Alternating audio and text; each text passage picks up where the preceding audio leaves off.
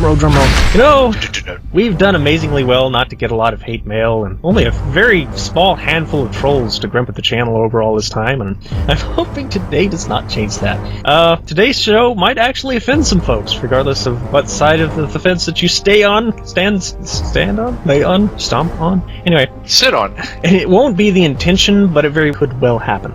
But welcome to the PrinnyCast Roundtable, where we're usually a casual weekly show where we talk about what we've been up to and the various gaming-related stuff over the last week. And we're your hosts. I'm Chris. This is Grover. Hello. This is Mike. Dude. And Edna's chatting with us in text messages down there, but do not expect her around later, just in case there's legal issues. But, yeah. Uh-oh. Yeah. So, yeah, what have we been playing this week, Mike? I actually started playing The Bridge, which I got as a bundle from I don't know which bundle a while back. It's one of those things that's been sitting in my backlog, and it's tiny, so I went ahead and installed it, and I started playing it. I thought, I'll get through this really, really quickly. It's actually a little bit longer than I thought, so I made it through the first 3 chapters, but I still did that within an hour. Mm-hmm. So, go figure that one. I don't know how many chapters there are. Today, earlier this morning, on the day of this recording, which is Friday, Asia Striker Gunvolt came out, and this is a game that I had been planning to get on day 1, so I did that. The games typically are release time is usually 9 a.m. for me, which is Central Standard Time. So 9:15-ish, I start downloading the game. I get a call from work. I have to be there early. So I'm like, okay, whatever. I'll go ahead and just take my 3DS. That way I'll get to at least try the game that I just paid for. And I proceeded to then play it on my lunch and leave it at work. So I'm at home, ready to play it, and I don't even have my 3DS. Oh, no! Terrible. Oh. You go in tomorrow, right? Yeah, I go in tomorrow, okay. So I'll get it. Even if I didn't go in tomorrow, I would go in tomorrow to get it. Well, it's Labor Day weekend, and I wasn't sure what their hours might have changed for that. Not at all. Yeah. It was retail. Nothing changed us for anything except Christmas. If anything, it's longer hours, like what you had to do last week. Mm-hmm. Yeah. That's what retail's like. Oh, you want to celebrate? Well, you're going to spend the next 9 hours here, plus the 9 hours you were working before that. Yeah. While us bigwigs get to go have time with our families, you little grunts stay in the store, man the forts. You get holiday pay. Batten down the hatches, joking. That extra $1 an hour. A mere pittance, rather. I don't know what pittance is, but if that's a thing, if it's not a thing, it is now. It is now. It has been said. And it shall be done. Etched into the stone of the internet. But other than those 2 games, I haven't really played much outside of the norm. Spent a lot of time in World of Warcraft doing some new things that I don't typically do in the game, so it's kind of new again, which is interesting. This game that I've been playing for 9 years is new all of a sudden. I've been PvPing and pet battling, which are things I don't normally do, so that's been interesting. It's like I'm not even playing the same game. That's enough out of me. What have you guys been doing? Well, I've been doing my normal Titan stuff. Titan. I'm just about at 8 million right now in power, so that's good. And then I'm doing my Atma weapon on Final Fantasy 14, getting it stronger. The Atma books to up your weapon are ridiculous and they are annoying, and I'm not going to rush through them because I'll go insane in the process, so that's just going to be a once a week thing where I don't lose my mind, because my roommate was doing them every day somehow. I was just like, oh god, I can't handle that. That's hell on earth. Is this like a daily quest thing that you do? It could be if you wanted to do it like that. All you need to do is get 1500 mythology and you can get another book. And the book is like literally 8 hours worth of work. Like, there's no way you're going to do this in less than 8 hours. It's that ridiculous.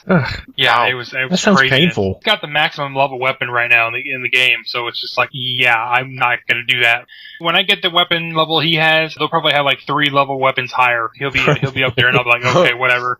That's dedication. Mm-hmm. And then I got back into Minecraft. I've been running around on Minecraft server again, and we're playing the Monster Feed the Beast mod pack, which adds a little bit more, makes the game a little bit more interesting, which is good because that's the only reason we come back is for the new stuff. And that's literally about it. I have been taking pain medication because I have nerve damage in my leg right now. I've had nerve damage, but it's flared up right now, so I am slightly loopy. You seem normal. I don't know what that means. No, normal, yeah.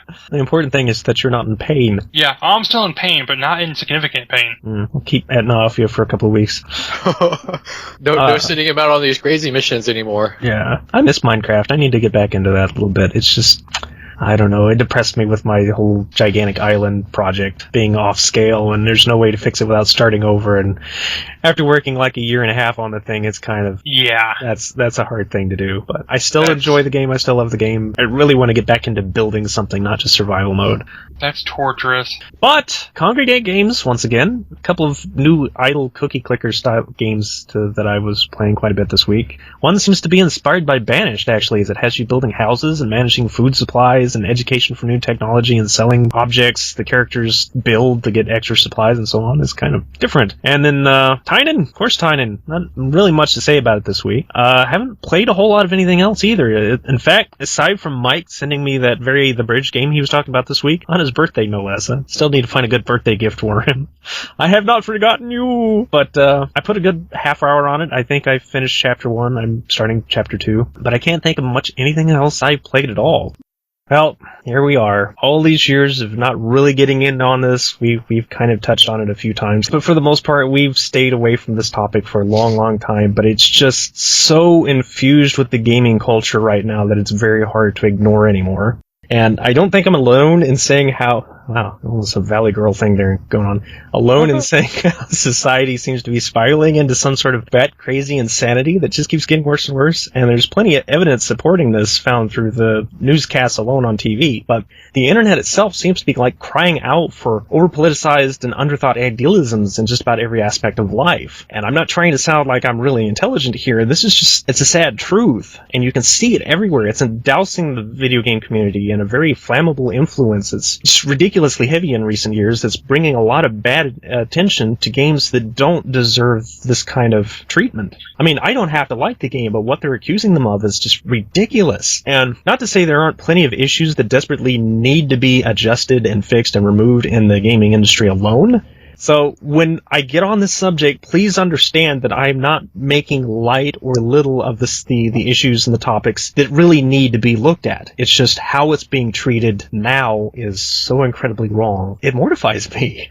But I've always tried to keep from being very opinionated on them, and partly because I know I'm not in the popular majority, especially since I'm more down the middle of the fence than I am on any extremist sides on just about any of these conversations we'll be getting into, and we're going to be getting very lightly into these because they're huge topics. Each one of these could take up several shows. There's people that have entire channels and blogs dedicated weekly, daily to this type of stuff. So don't think we're going to get terribly detailed here. But the reason all of this is getting brought largely to attention now on the show is not only because I have to wade through it time and time again when I'm getting game news stories off the internet for more than one web source. Matter of fact, there's several sites that I completely abandoned because it seemed like that's all they were doing is trying to hype up these stories that did not need attention and ignoring stuff I really wanted to share with people. And this is going to be awkward, so bear with this a little bit. There's also two other major events, one of which is a little less. It didn't get a lot of press coverage, but simply because it involved Nippon Ichi or NISA, which is of course the people who made Disgaea. I'll try to make this very short because I don't want to make a big deal out of it because it wasn't. It's just part of what I'm talking about. GaymerX is a LGBT gaming convention that's held in San Francisco, and they've had two of them, and was designed basically for purpose of creating a safe place for homosexual and alternative lifestyle gamers to meet and enjoy the fandom without apparently the bigotry that the other conventions have. I have yet to hear anybody complain about this except from very specific groups, but I guess this is his thing, and more power to them. If so, I'm not complaining about that.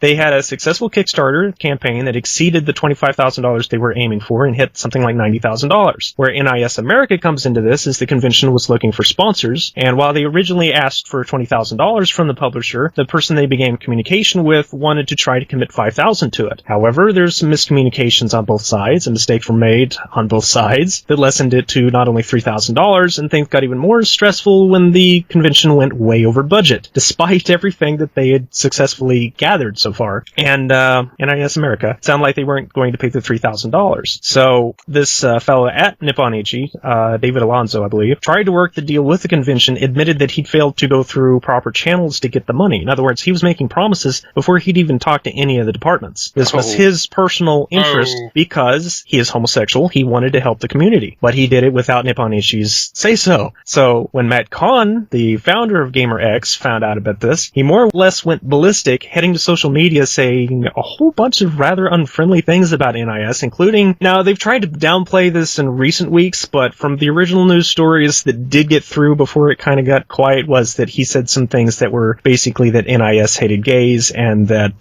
this was a persecution sort of thing. So since then, the money has been delivered as pledged. Khan made apologies for his attack, but there's a lot of people that have felt very angry toward both NIS for this whole back and forth issue that, no, we're not going to support you, yeah, we are. And then, of course, toward GaymerX, and more specifically Matt Kahn, for blowing a situation out of proportion, and, of course, using the often used gender, race, bigotry card that so many of these special interest groups do anytime something doesn't go their way. That's called hustling. Yes.